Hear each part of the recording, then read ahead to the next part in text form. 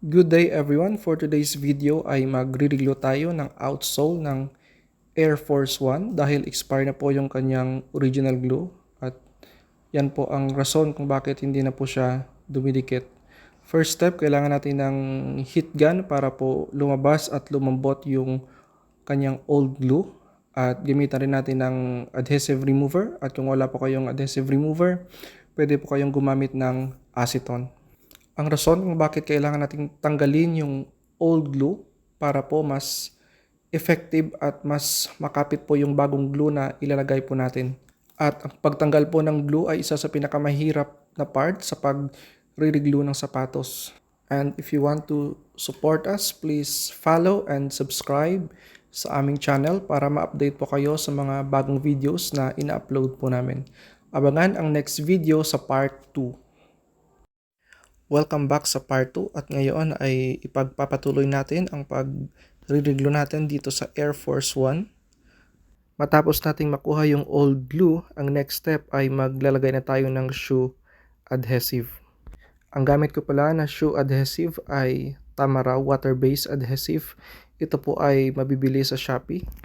Pwede rin pala kayo gumamit ng barge cement pero mas pinili ko po yung water-based adhesive kasi hindi po siya mabilis matuyo unlike po sa barge cement. At sa paglalagay po ng glue, kailangan na natin ng maliit na paintbrush kasi po dito hindi naman po malapad yung nilalagyan natin ng glue. At dapat sakto lang yung glue na ilalagay natin para makapag-apply pa tayo ng second coating para mas madikit po yung shoe adhesive na ilalagay natin. See you sa part 3. Welcome back sa last part. Ito na po ang part 3 sa ating pagre-reglue ng Air Force One. Kung makikita nyo po dyan ay ginagamitan ko na siya ng heat gun to activate yung shoe adhesive na nilagay po natin. But before po natin i-activate yung shoe adhesive, kanina after ko po ma-applyan ng glue yung part na i-reglue natin, ginamitan ko rin siya ng heat gun at pinatuyo ko po siya sa electric fan para makapag-apply tayo ng second coating. Then, the same process at kung tuyo na yung ating glue, gagamitan na natin ng heat gun to activate yung shoe adhesive.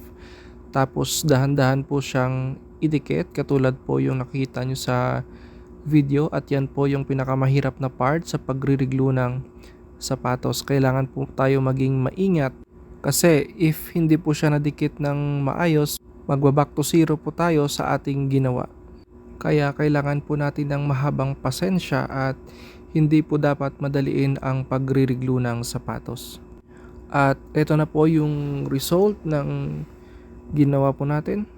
At kung nagustuhan mo yung video ito, if you want to support us, please follow our Facebook page and subscribe to our channel para ma-update ka po sa mga bagong videos na ina-upload po namin.